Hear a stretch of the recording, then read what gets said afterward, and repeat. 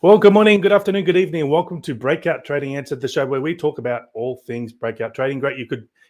It's great that you could join us today for this. We've got a ripping episode planned. Actually, the topic of today is building breakout strategies that actually work. And of course, we've got breakout trading specialist Tomas Nesnidal here to explain it all. So, welcome, Tomas. Thanks for joining us.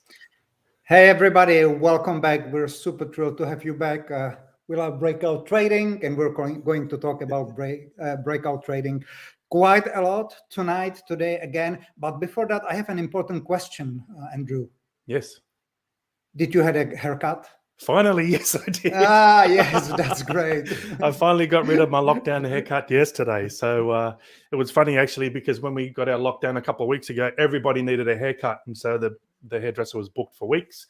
And my day was yesterday. So such a simple thing, but it was a highlight of my day. I feel great again. Fantastic. New Andrew, new show energy. Yes, exactly. Hey, by the way, I noticed you've got a new shirt on there. Very nice. Oh, thank you. I forgot to put mine on. So next week, next show. New Andrew and new Tomas here. Okay. Yeah, exactly. Okay, so as I mentioned, the title of today is building breakout strategies that actually work. This is the third one actually in the 5-part series, right? So the first one we did was 5 ways to finish your trading year strong. And then the one after that was 6 top tips for better algo breakout trading. And now this one, we're really going to get in and have a look at how to build strategies or breakout strategies that actually work. Awesome. So, yeah. So did you want to get started, Tomas, or do you want to add anything before we get into the points? Because I'm pretty keen to hear what you've got for us today.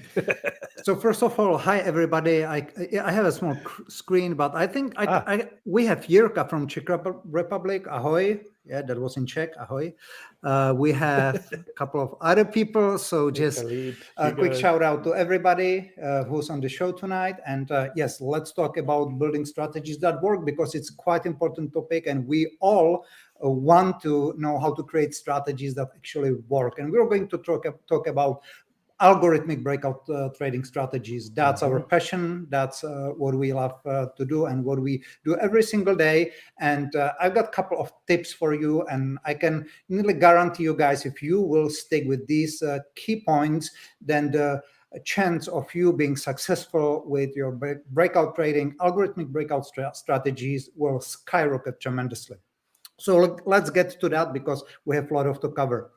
So when I was thinking about really the key points that we need to consider when working on strategies that do work, that do have some merit in that, we have to start with the basic. And the basic really is your time frame, because your time frame, believe or not, but already your time frame pretty much is a good predetermination of your future success. What time frame you pick, that can have a massive impact on the future success of your trading strategy in out of sample live trading, not in sample trading.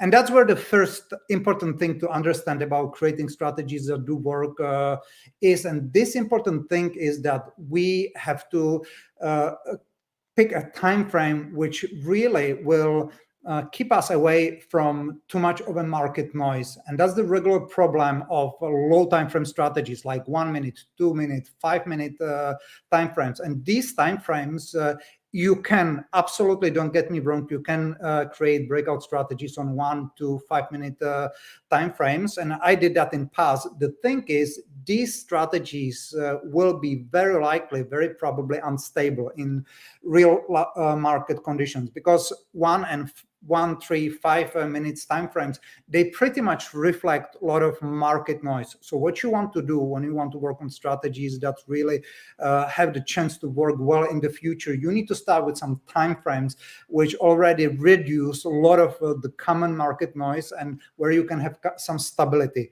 And when it comes to specific time frames, I found that you need to start at least with 10 minutes, preferably 15 minutes. And quite often I start with 30 minutes, even for day trading strategies. Don't get me wrong. Even for day trading strategies, that would be the minimum I would consider, 10, 15 minutes. Often I found 30 or 60 minute time frame work even better. And now we can go up, up, up, up, and then you run to dailies. And this is quite a phenomena, because what I found out with breakout trading strategies in a lot of our hedge fund research and my own research as well, is that once you switch to dailies, then for some reason, again, your chances of having a good, stable, out of sample real life performance gets down again. And I suspect that's maybe because daily data, it's so easy to data mine, and there's been a lot of data mining done on dailies in the past, but so far, for some reason, daily alone do not hold on well in the future as well. They do if you combine them again with some 30 minutes, 15 minutes, 20 minutes. So that's where I would not go either. So if you stay within this reasonable selection of timeframes, that's the first step that really, really will help you tremendously to build strategies that will actually work in the future out of sample live performance. Yeah. Okay, so just to clarify this, Thomas, because we actually got a question here from Radovan. Let me put it up on the screen. It's talking exactly about this right now. So what is the shortest time frame you would use for trading? Well, that's a brilliant question. So Radovan, he mentions 1 minute, 2 minutes, 5 minutes, 15 minutes. 1 minute, no way. 2 minutes, no way. 5 minutes, no way. 15 minutes, yes, we can start on 15 minutes. So that's a great question. Yeah. Okay, thank you. Let me just switch this one off. Okay, so the first one was, how do we summarize that? Be careful of the time frames, try not to avoid the noise. Yeah, and start with a reasonable time frame, at least 10 minutes or higher. Okay, let's go to the second one, and that's an important one as well. This one is always prototype your first ideas on a small chunk of your data. And this is really, really important. I think we already talked in past a lot about deception, and it's quite simple to be deceived by beautifully overfit equity curves, and it's the simplest thing I can guarantee you to do is just bring up all the data we have, let's say 10, 15, 20 years, and in 5 minutes I can create a strategy with a beautiful equity curve. And I can even create a strategy that will probably pass multi-market validation.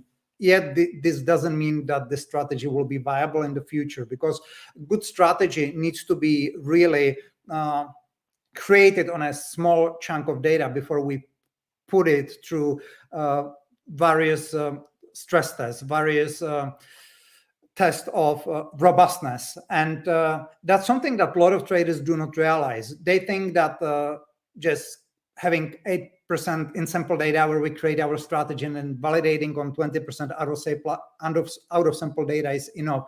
It is not. It used to be 15 years ago, maybe 10 years ago. Now markets are way more sophisticated. If we want to work in algorithmic trading, we need to bring up better sophistication, and we need to reduce data mining bias as much as possible. That's why we always have to prototype just on a small chunk of data, 1 year, be it 1 year or 2 years, doesn't matter.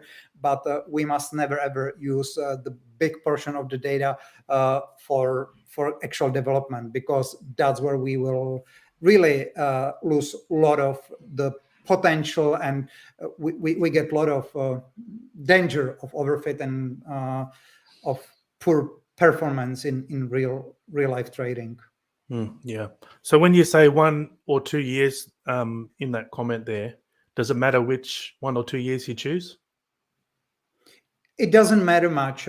Obviously, it is easier to create strategy if you consider more recent 1 or 2 years, like 2019, 17, 18. That would make it a little bit easier. I would definitely not pick the last 2 years. That would be, again, too too dangerous. But let's say anywhere within last 5 to 10 years, whatever you pick, or 4 to 10 years, whatever you pick, that's okay.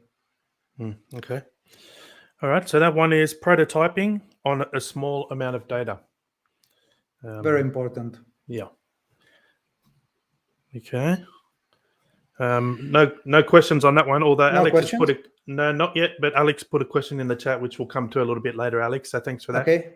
Yep. Okay, great. So now I have a big one, and this is very, very interesting one. And this is again something that still is, it's quite a phenomena in the world of trading. And the thing is that I know a lot of traders who are obsessed with rational, like what is the rational idea behind my trading strategy? And believe me, I've studied a ton of psychological books because I've always been to trading psychology, because that's one of the things that every trader needs to conquer. And I've read a tremendous amount of very serious and professional material on human bias towards rational and storytelling. So basically, the thing is that humans, they feel way more confident psychologically when they have a good narrative behind basically anything. And even, and this is really interesting, even if facts and numbers contradict that narrative, then people have this human tendency to stick with the narrative and prefer it as a truth, because there's something about narrative and storytelling that we really have embodied into our genes. There's a very, very strong bias towards stories and narrative. And this is a very, very dangerous thing in trading, especially in algo trading, because in algo trading, all that really matters is data. It's like hardcore data. That's it. Numbers, data. That's it. And there's the narrative behind my strategy. The rationale doesn't matter at all. And I can tell you, I had a tremendous amount of discussion, even with very smart people on this one. And even very smart people, they still admitted that they felt more comfortable with strategies with a strong narrative and rational, rather than with very, very, very straightforward hard proofs. So the thing is, I completely stopped worrying about the rationale of any strategy. Like, to me, this is just a storytelling. Just give me a strategy, I'll have a look at the code, and in 20 seconds, I will probably construct some narrative why that strategy should work. It will. I can promise you, you will like that story, because I know how traders think. But again, it will be a deception, right? Because it's just, again, pleasing the narrative bias. That's again, it's in the gene of every human. But what's really important, it's not to be preoccupied by this narrative, not to bite into it. What we need as an opposite of this narrative bias, it's very, very hard robustness testing procedure. And the robustness testing procedure is the only way that can tell you whether your strategy has got potential to survive the unseen future and perform well. That means actually work in your life future. And that robustness testings got totally nothing to do with the rationale behind the strategy. I can take a strategy with a fantastic rationale and show you on robustness testing procedure that it's a weak strategy and I would not put a dime behind it.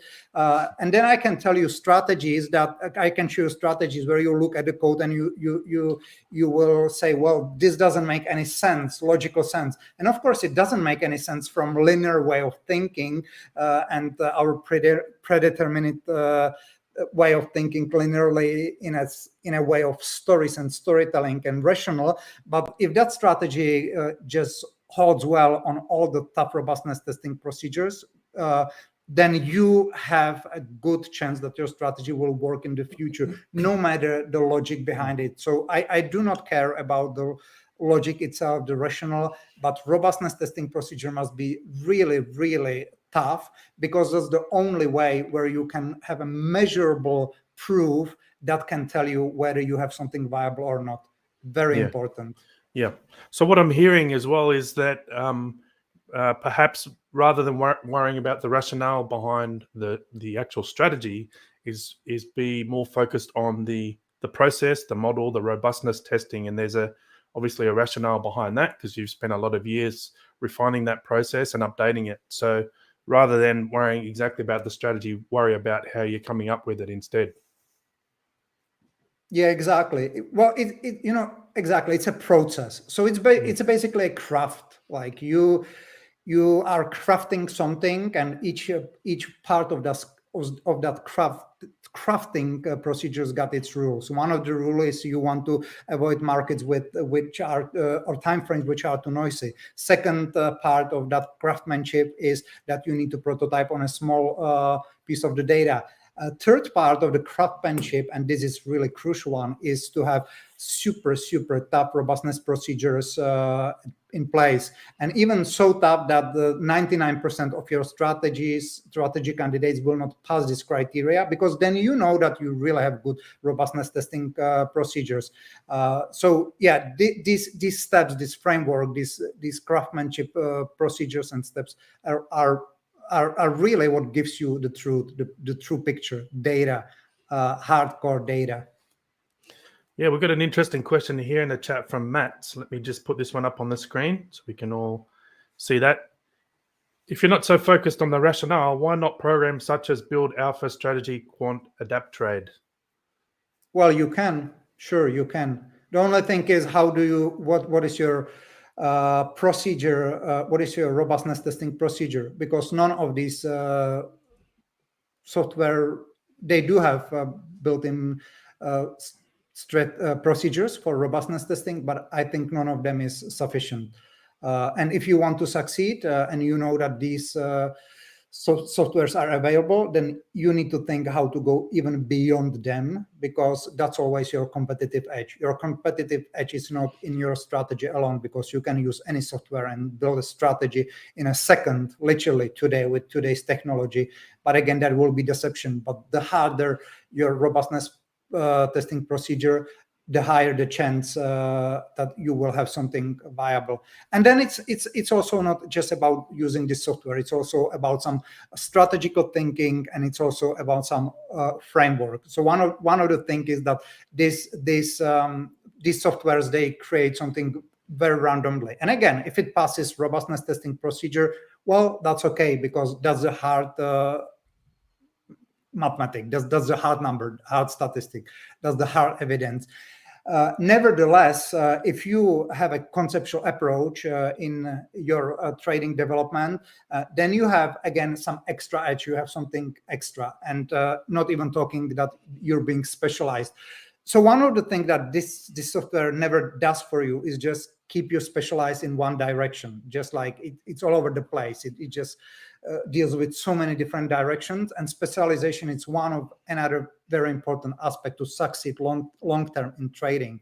So I would say these softwares are great tools, but you need to be even better master. And if you're not a even better master, and you don't understand the craft, and you don't have, even with these amazing tools, a procedure at place, then you're still on a playground where you're pretty much randomly sampling something without further understanding of the whole picture, whole concept, and without a specialization towards one direction. So that's at least my point. Okay. All right. Thanks for that, Thomas. So the point of that one was, don't worry about the rationale of the strategy. Be more concerned with the robustness procedures. Yeah. Okay. So we've got a few more questions in the chat, which we'll come back to after you get through the next couple of points, I think. So what's the next? So that was 1, 2, 3. Avoid the noise, prototype on small amounts of data, 1 to 2 years, and don't worry about the rationale of the strategy. What have you got next? Yeah. The next one is, you really need to have a good sample size. You need to understand that in the world of algorithmic trading, we're dealing with statistical probabilities, with statistics. And, in every statistical approach, we need a good sample size that really increases the likelihood of the evidence that we have a certain type of edge, tradable edge. So when it comes to sample size, I really prefer having between at least 50 to 100 trades per year. So when we, for example, trade our strategy and then test it on 10 years data, I like seeing between 500 and 1,000 trade sample size on this time window, because that gives me confidence, that gives me some statistical validity. It's again, I've seen quite a lot of strategies with great equity curves, and these strategies over 10, 15, 20 years period had a sample size just 100, 150, 200 trades.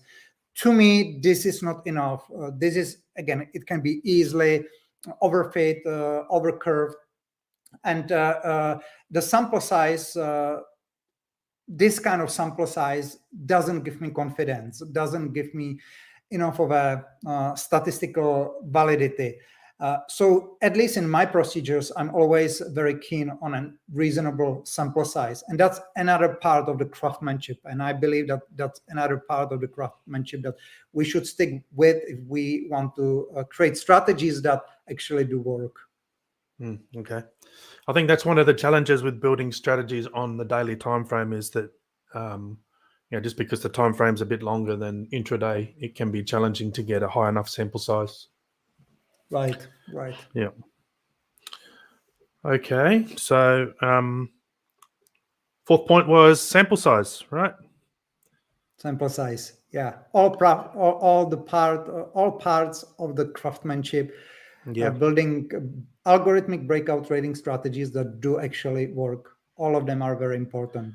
And and I think you said 50 to 100 trades per year. Is that correct? Yes, that's correct. Yes. Around that range. Okay, excellent.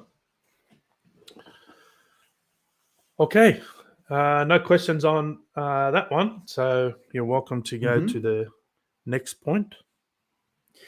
Yeah, so the last one, and this is again quite important. So even if you do your craftsmanship well and you avoid the noise, you prototype on a small piece of data, you have very, very tough robustness testing procedure in place that confirms that you have potentially an edge, and you have a good sample size at the end of all this process. You still need to understand that there's still, unfortunately, quite a good chance that you have an overfit strategy that will fail in actual trading. And that's part of the game, just like whatever profession you do, you always have your risk. When you open a restaurant, you have a risk that guests will not come or coronavirus will come and you need to shut down. So we operate with this risk of overfit. That's omnipresent, that always will be here. And our goal is to really mitigate this as much as we can. And so the thing that we need to do to, even after all these steps, and another important part of the craftsmanship, we always need to cross-validate. So once we have our strategy and it's all done and it passed all the robustness testing procedures, now we need to cross-validate on different market. And each different market is basically a completely unseen out-of-sample data. So it's pretty much like putting your prototype strategy or your final strategy to a totally unknown market. And then if it can hold up in that unseen whole different market or even similar market, or even different market with the same commodity group, if it can hold up, if it can still perform reasonably well with this cross-validation, then you significantly increase the likelihood that you have something viable, something that obviously can work well on totally unseen data, thus could potentially hold up well in the unseen future. That means in live trading. So that's what I would say is probably the last point of the craftsmanship. And of course, when we talk about building strategies that actually work, we could probably talk for hours and hours and hours, and we don't have that much of a time. But just, if to use that 30 minutes that I had to explain the key points, these would be the key 5 points that every trader who wants to succeed in algorithmic breakout trading, that's the only area I can talk about because that's my specialization, needs to stick with to really give himself as many chances to succeed as possible. Yeah. Okay. All right. So that fifth point was cross-validate, and the idea behind that is you want to see on completely out of sample data in different markets if there's a general tendency that the strategy works. Right. It doesn't have to give the exactly same performance, but you just want to see how it goes with similar markets. All right. So we've got a couple of questions in the chat, so maybe we'll get to those, and then we'll move on to the next segment, which is the strategy review. I'm looking forward to seeing what you've got for us today. So there's a question from Goodo Boy, the man. G'day, Goodo. Is NinjaTrader good for backtesting and optimizing system ideas? Absolutely, yes. Okay. It is a good platform, good tool. Okay, excellent. There's a question here from Albert. I'm not sure what you mean, Albert. If you can just clarify in the chat, we can come back to that one. There's a question here from G. Heim. Normally, I use 8 years of data and watch for stable parameters. Is this okay? So I think this one came up when you're talking about prototyping on a small amount of data. Yeah, 8 years of data, it's quite all right. I would suggest 10 years, but 8 years is all right. I have no issue with that. Also depends what is your final sample size. If you can get about 50 to 100 trades per each year, we're talking a couple of hundred trades, 4, 5, 6 100 trades. That's okay. I'm all right with that. Looking for stable parameters, it's at least for my particular way of trading, for algorithmic breakout trading strategies, it's quite obsolete technique. And we spent a lot of time in our hedge fund to really go deeper into this technique. And we didn't really confirm that would be superior to what we do, which is regular reoptimization. So what I believe in, it's regular reoptimization, which I think it's way, way more important and way more valid for today's ever-changing markets, because markets keep changing all the time and we need to adjust, we need to adapt. That's why I believe that regular reoptimization principle is more suitable for these changes and adaptation. And I totally understand and get the whole idea behind stable parameters. But just to give you a case, I have a friend, very good friend in Czech Republic, who's a phenomenal trader. And he's got very particular style of developing trading strategies.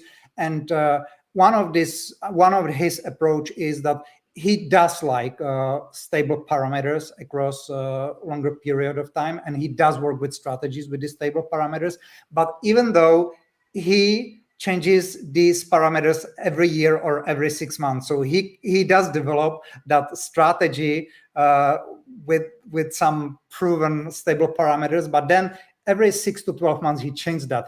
I don't really understand the key, because to me it's a little bit discretionary, but he also always says and reminds me that markets just keep changing, and stable parameters, it's a bit obsolete technique for today's markets. Okay. Thanks for that, Thomas. Here's a good question from Mats. Thanks for the question, Matt. On cross-validation, how uncorrelated should the markets be?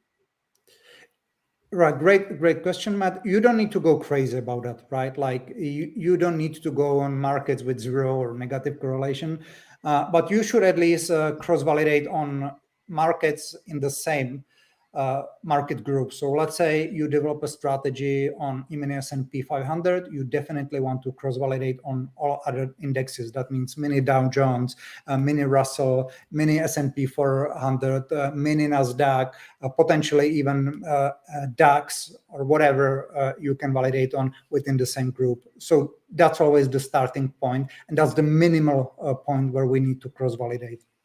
Yeah. There's an extension to that question here from Alex on specifically on indexes. Let me put this one up on the screen.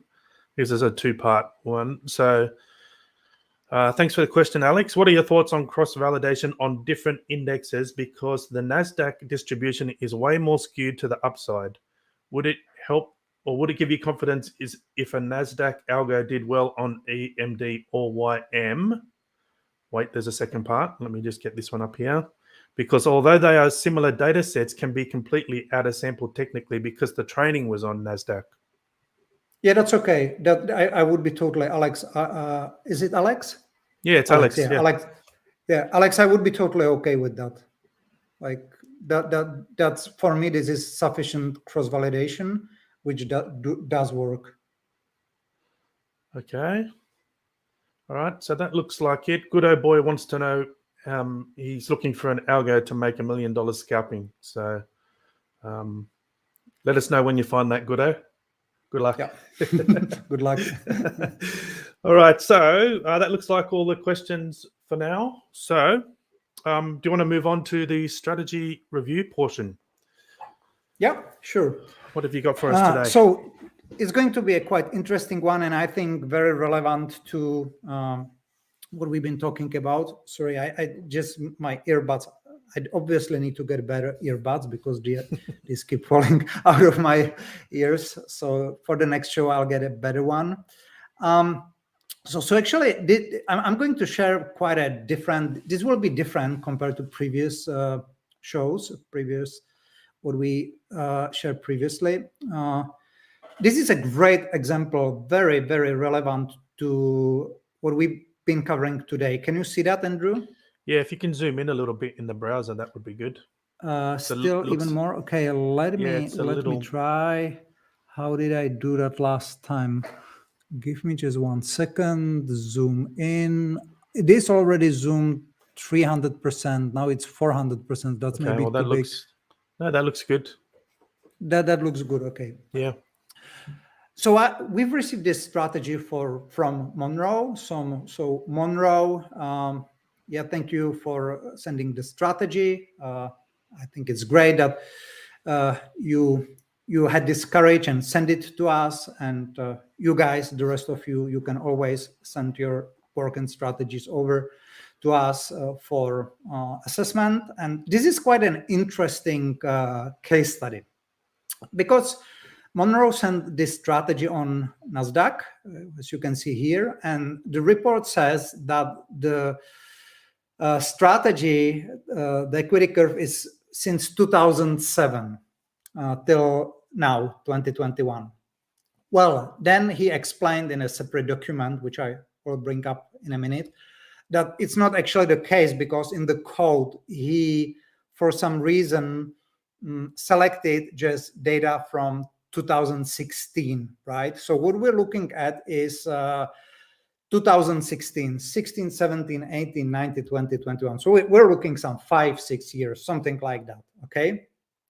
And this is, so first thing is like why somebody would want to, limit or put deliberately into the code this data range. That alone is a little bit overfitting already. It is like, okay, I want just to see what is the most beautiful part of my equity curve, and it is, to me, it's a little bit of a deception, which I'm not that keen about. And of course, when you do things like this, it's quite easy to get a beautiful equity curve like this, just it looks like steadily coming up and no drawdowns almost, and it looks like you'll make money probably every year, which in this case, like, it's phenomenal, right? 22K, 18K, 76K, 35K. So it all looks just beautifully. It's like, okay, wow, that's a great strategy.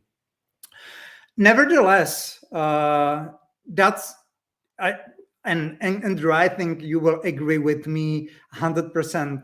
Whenever you see an equity curve like this, what does your experience being a trader over a decade like me tells you? Too good to be true. What have I done wrong? Exactly. Exactly. These equity curves, these stuff are super suspicious, and they barely work in live trading. So of course, naturally, my question was, okay, so what would it really look like on the data since 2007 to 2016? Because that's more of a true picture. That's something that gives me better understanding what a strategy is about. Unfortunately enough, Monroe, he was a savvy guy, and he sent me that piece as well, which is great. I really appreciate that, Monroe, that you stayed with the whole transparency. And this is the part before, okay? Like, this is the 2007 to 2016. And then when I looked at that, I was like, well, this is way more realistic. This is what really strategies usually look like, right? This is more like what we wish them to look like. This is our wish, and we're so obsessed with this image in our heads that we are biased, and then we very often subconsciously manipulate our codes and data to create a false deception that this is what we will get in our live trading. One of that subconscious manipulation of data is that we simply limit the equity to last 5 years in our code, and we deliberately ignore the rest of the picture. And don't get me wrong, I used to do that as well 10 years ago, more than 10 years ago. I had the same biases. Like, we're humans. It's part of us. That's what we do. We all have these cognitive biases and other, biases embedded in our genes. It's just a matter of learning that we have them, and then really kind of have enough of awareness and mindfulness about them, and being willing to step aside and see the bigger picture. So when I saw this part of the equity, I was like, that's a true picture. That's what you will actually you will probably get in your live trading. So I could really go through this performance summary, through those parameters, and I would say, like, wow, everything looks great, right? I would say, like, the net profit drawdown is fantastic, profit factor is fantastic, average trade is over the top. However, there's no point to do that, because this is manipulated. This is a manipulated picture from my perspective. So if I would have to have a look on parameters, I would do it either on merge, both equities merge, or just this one, which always will be more truthful. And with this one, we can see average trade net profit is $30, whereas here it is almost 300, right? That alone should be already warning signal. Like, how on earth we can get 300, almost 300 during the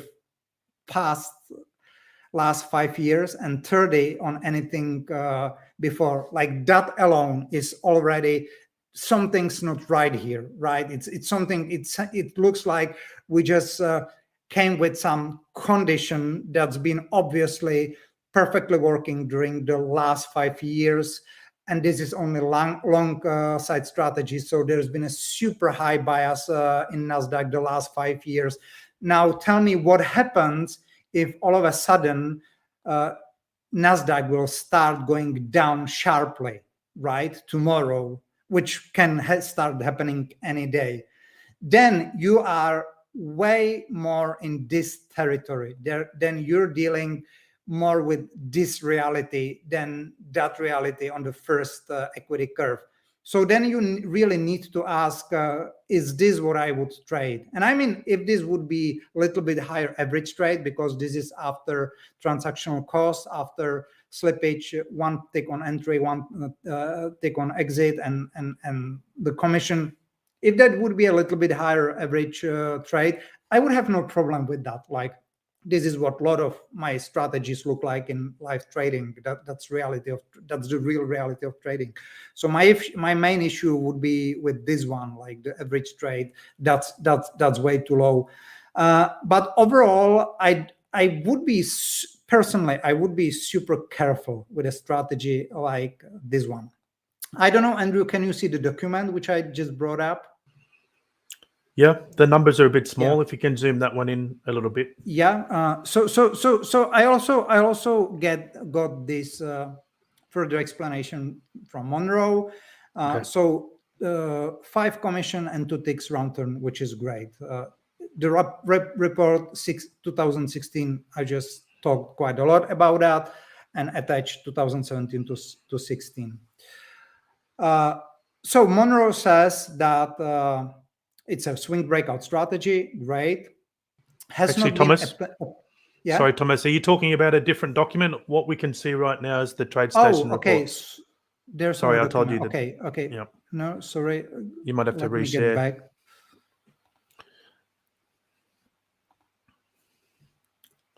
Give me 1 second. I'll just share this. Okay, window, document, share. Okay, let now me you put it up probably on the can see. screen. Yep, that's better. Right. Yep.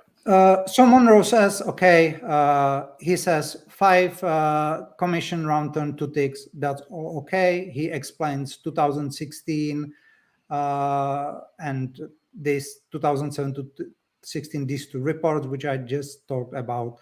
This is this strategy has not been optimized at all. This is a good thing. This is like a good sign, right? Like it's not being optimized. That is great. This strategy is pretty simple. That doesn't mean much. Like I did a bunch of studies where I compared quite complex strategies with simpler strategies, and there wasn't much of a difference.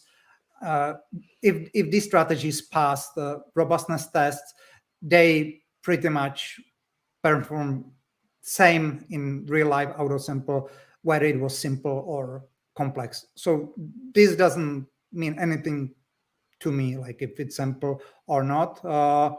And not many fancy filters here. All right, that's quite all right. The results seem pretty good to me, so I wanted to share with you. We appreciate that, Monroe. Really, thank you very much. And it passed multi-market validation. So this is EMD. This is good. I like that. This is ES. That's still doable. RTY, E-mini Russell. That's good. I like that. And this is YM. That's all right. That's all right. It's a little bit failing the last year or so. And this is one multi-time frame validation on 15 minutes. Okay, multi-time frame validation 15 minutes, that's great. 16 minutes, that's great. 90 minutes, that's great. 120 minutes, that's great. So Monroe, my conclusion is, I'm not saying you do not have an edge. You say you did not optimize, and that's a good thing. That means if you had not optimized at all, there might be something, there might be some edge, there might be something good about your strategy, and I definitely do not want to discourage you, because just coming up in 2 weeks with a simple idea and seeing results which you're seeing with no optimization, that's quite all right. But what I would definitely say, and I can pretty much swear on this one, is that what you need to really understand is that this is more of a real performance you're going to get out of your strategy. You're not going to see the beautiful selected part of equity curve on the first one, this biased selection, which looks nice to the eye, but it will look probably more like this if it doesn't fail. If it doesn't fail, it will look more like this. So you need to get really psychologically ready for this reality. And if you want to create equity curves like this, you need to do it through diversification, put more strategies together, low correlated strategies, and have a good diversification to get closer to equities like this. And that's what I would do. Like, I would not put all my money into just this one strategy. I would probably risk it with one contract if I would have a portfolio of 6, 7, 8, 9, even 10 strategies. Looks like there could be some edge. I could risk it with one strategy in an overall bigger portfolio, because there are some promises into your strategies, but get ready more for a reality like this. So that's about it. Again, thank you very much, Monroe, for sending us this strategy. And again, please, I don't want to sound harsh, so don't don't feel discouraged.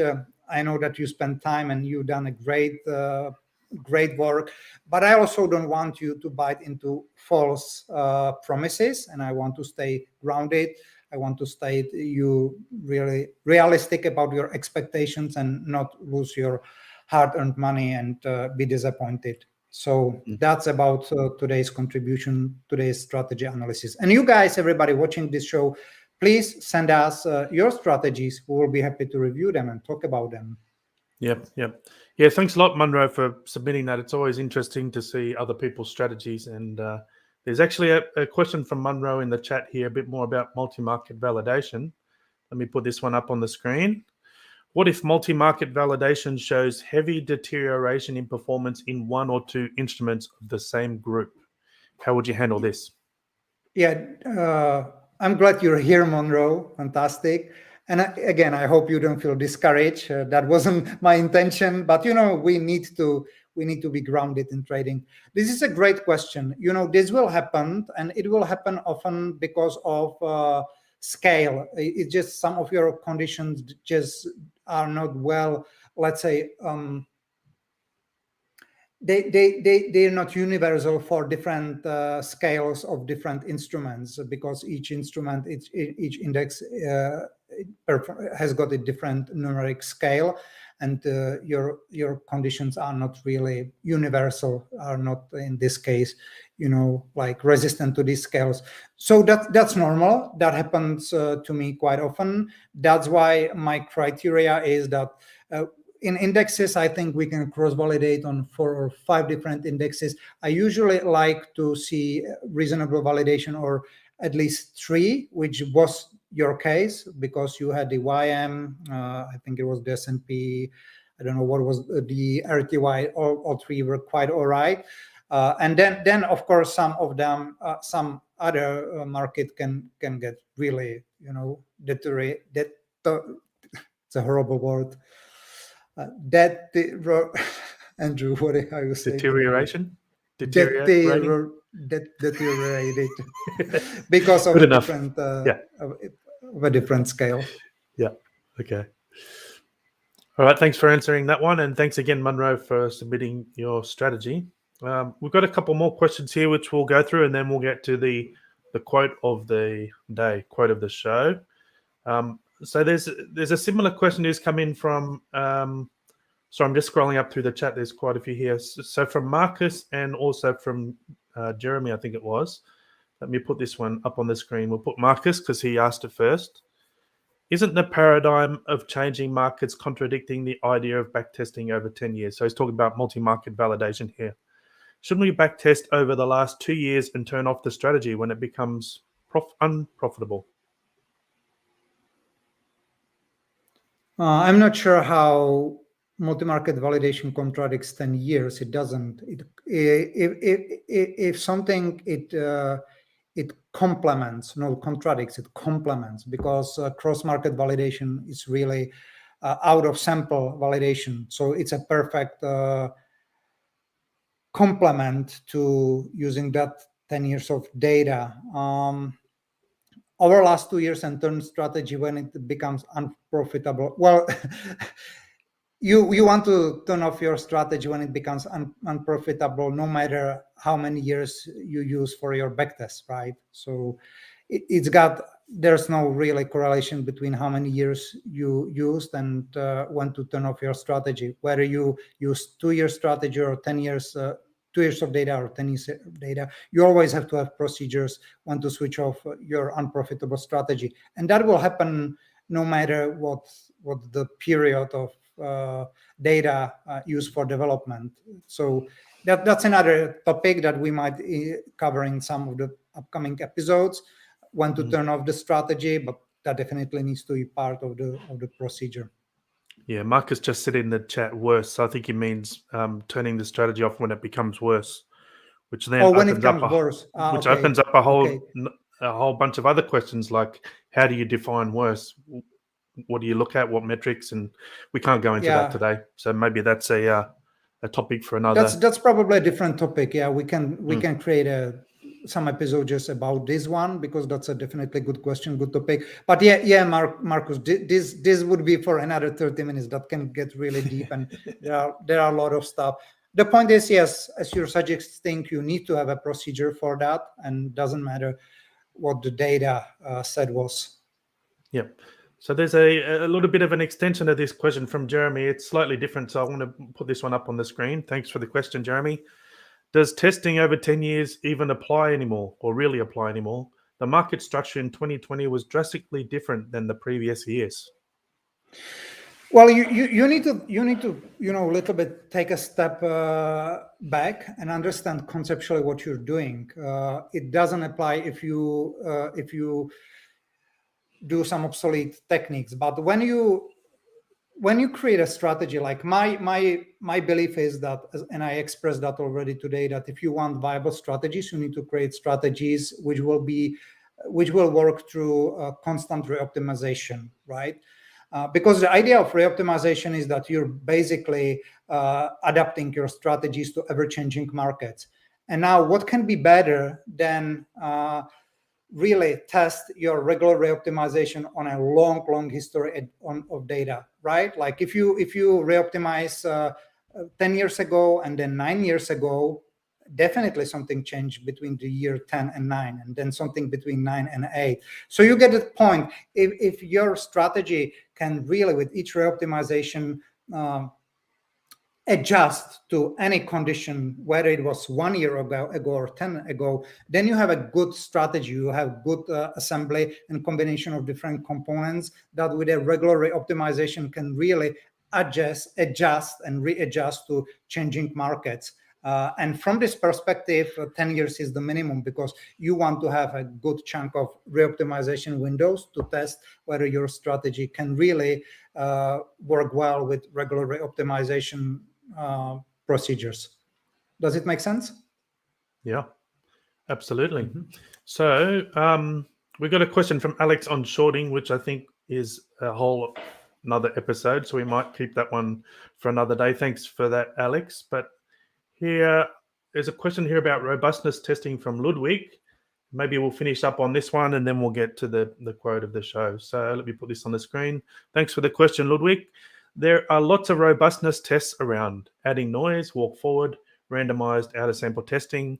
What's your experience comparing these approaches in their predictive power? My experience is basically the more, the better. So we developed our own procedure in our hedge fund, which is, I would say, very tough, very comprehensive, and it's got quite a few steps. But overall, I always say that whatever you can come up with when it comes to robustness testing procedures and put together, that's better. I would definitely not be satisfied with just basic robustness testing procedures. We always add some extra element, extra twist, extra criteria to that, because your robustness testing procedures need to be really tough. And if too many strategies pass your robustness criteria, then there's something wrong. Like really good robustness testing procedures, the amount of strategies that passes the final robustness testing, it's really low. And I think, and Andrew, he's been using this robustness testing procedure for quite a while. So what is your success rate? It's below 1% probably, right? Yeah. And that's a good thing, right? Because it's a way to cull out all the crap. You don't want to. Exactly. Yeah. Yeah, exactly. Because it's still hard to find a good edge in markets, right? So if 50% of your strategies passes robustness testing criteria, it's not that you have genius strategy, it's that you have crappy robustness testing procedure. Because nowadays, really, one strategy out of 100 will be the right one, the good one. So you need to separate the chaff from the wheat. Did I say it well? Finally, wheat from the chaff. Wheat from chaff. Something wheat like that. Yeah. Chaff. Yeah. And that needs to be done by really tough robustness testing procedures. Yeah. All right. That's a good way to finish the questions for today. So thank you for that. And thanks for all the questions in the chat. Got great questions. And we've got some good ideas for great audience, future by the episodes. way. You guys are a great audience. Sorry, I didn't hear you because of my earbuds again. But you guys are a great audience. Great questions, very interactive. I think we love that. I love that. It's just awesome. So we're really happy to have you here today, and hope you will be with the next episode as well. Yep. So now, quote of the day or quote of the show. Now, let me put this one up on the screen. Now, I know we said that we were going to alternate, and it was my turn to pick the quote, but Tomas has a great quote, so we're going to let him jump the queue. This one is from Tomas. Let me put it. I'm having an issue getting on the screen. Here we go. What's this one, Tomas? make it work, then make it better. And that's probably, actually, Andrew, we might have another episode about perfection, right? Like a lot of traders. I believe we traders are perfectionists, period. I believe that 80% of guys just looking at this episode right now, they perfectionists as well. We love being perfectionists, right? And the point is that with perfectionism, we will always be behind, because we will be trying to figure out every detail, and we will want to have everything perfect, while we will be losing a lot of money that we could have had on our bank account already.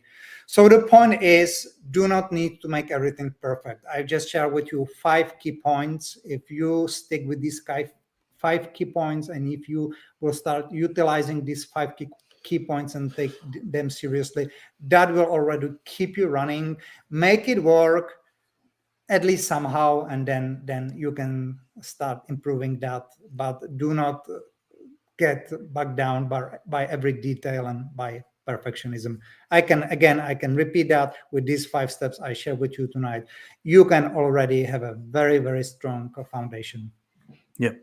This is in line with one of my favorite quotes that says, imitate, then innovate. And right. If someone else has already done something that you want to do, then follow their path. Don't try and innovate from the beginning. Just try and replicate it first, get an understanding of it, and then you can add your own twist later. So I like that. I like your quote. Thanks for choosing that one. So how about we do a very quick summary before we finish up for today? We've got 2 minutes to go. So let me grab my notebook here. So the 5 points that Tomas shared today. So the first one is avoid the noise. And Tomas recommended 10 minutes or higher on the time frame on the charts. Any lower, and then it can get tricky with the noise. Second one, prototyping on a small amount of data, 1 to 2 years.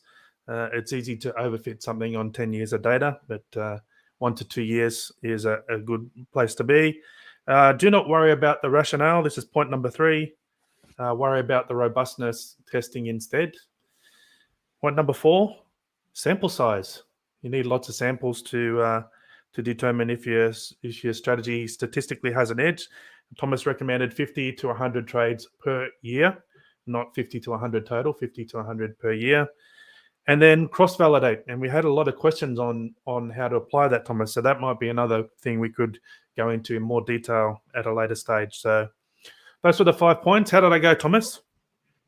Fantastic. You've done a great job. I know I did, because I made a point of writing it down as we went. All right, so we're getting a lot of good thanks in the chat. So let's just pop a couple up here, and then we'll wrap up for today. So any closing thoughts from you, Tomas?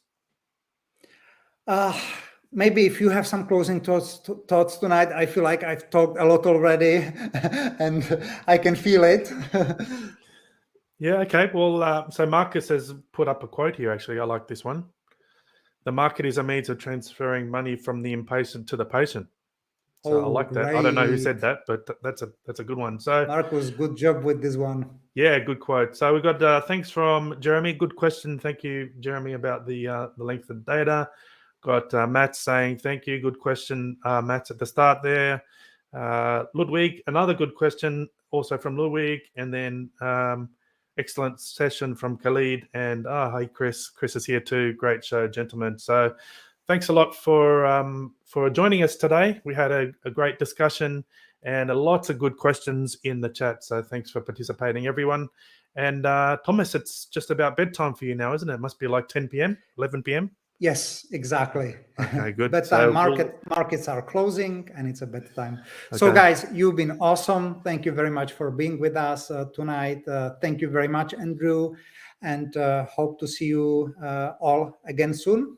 And don't forget to hit like and subscribe so that you get notified of all the future content that we're going to release. Some more stuff coming soon, so you don't want to miss out on that. So thanks again for participating, and catch you in 2 weeks' time.